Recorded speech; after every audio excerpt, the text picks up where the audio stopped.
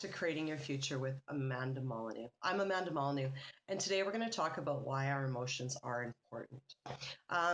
Now, this is a very broad subject because there's emotions we enjoy feeling, and then there's emotions that we don't enjoy feeling, okay? So let's talk about emotions that we enjoy feeling first. So, for instance, a lot of people say volunteer and do charity work because it makes them feel good. So that emotion of feeling good is a very important factor to get, for someone to get up off the couch and to go down to the Salvation Army and serve Christmas dinner to homeless people. And so our emotions are important because it keeps us going, and once we have an emotion that feels good, we want to have more of it and more of it and more of it. That's why people like to donate to charities. That's why people like to do nice things for other people. That's why people like to be comedians, because they like to make people laugh. And so our emotions are very important, and when we have emotions that we enjoy, we want to get more of them, and that's fine. That's great. That's what drives us, and that's the most important thing, right? Is that we enjoy the emotions that we're feeling. Now, let's talk about, say, anger. Now, anger does drive quite a number of people. I know in the past it has driven my bus constantly. And as a teen, I was a very angry girl. And I wasn't happy because I let my anger control me.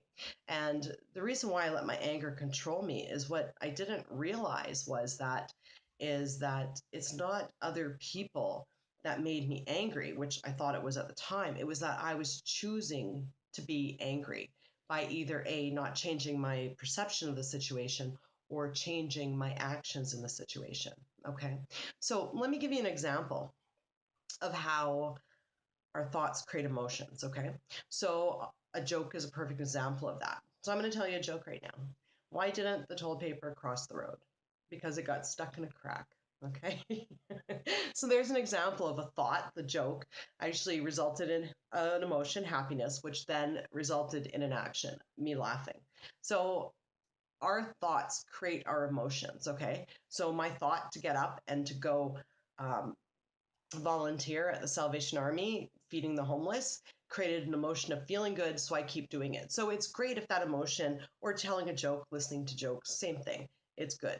Now let's say, for instance, anger comes up. It's not bad. It's a sign for us to make a change in our life. If we don't like the emotion that we're feeling, we need to change something. And it's good. It's great. I'm glad I feel angry, because then I know that I need to change something. Okay. So let's give you an example of that. Let's say, for instance, I leave my shoes in the middle of the hallway when I get home from work, and I go sit on the couch and I watch TV. And all of a sudden my boyfriend comes home and he steps on my shoes and he wrecks them. And then I get angry. Okay. Now I could yell at him till the cows come home, and that's only going to make him upset at me, and it's going to make for a really rough night, because I'm going to be like, it's your fault. There's nothing I can do to change it. You stepped on my shoes. You've made me angry. Now, that situation, if I look at it that way, I'm letting anger control me, and I'm letting other people be in control of how I feel. But what we really need to do with our anger is to ask ourselves, I'm feeling angry right now. What do I need to change in what I'm thinking, or how I look at things, or what actions do I need to change? So in the example of the shoes, is I can put my shoes in the closet in the future and not leave them in the middle of the hallway, so I can change my actual actions. Or I can change the way I look at the situation and say, oh, well, they're just a pair of shoes. Who cares anyway? Right?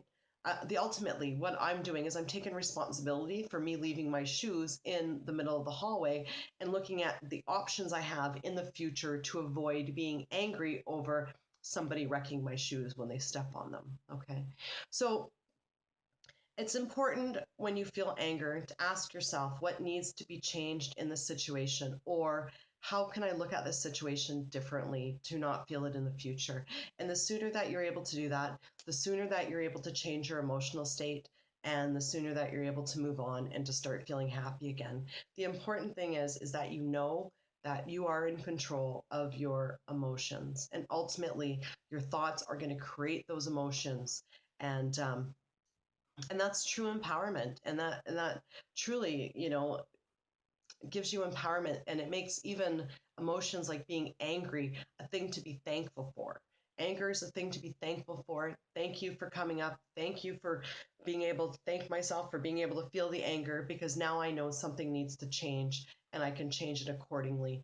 And no one even has to even know that a situation made me angry, because it never has anything to do with them. It's something that I've got to change inside of me, and it's a flag to either change how I'm looking at a situation or to change my actions in the situation.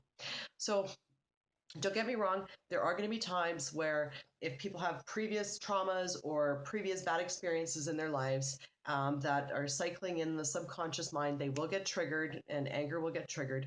And, and you may not even know where it's coming from. And in those situations, I am available for private, affordable, one-on-one counseling and life coaching sessions. In fact, previous trauma is one of the things I specialize in helping people overcome. And my website is in the description below. Please remember to like, watch, subscribe, and share this video with everybody you know. I love you all, and create something amazing today for yourselves. Bye-bye.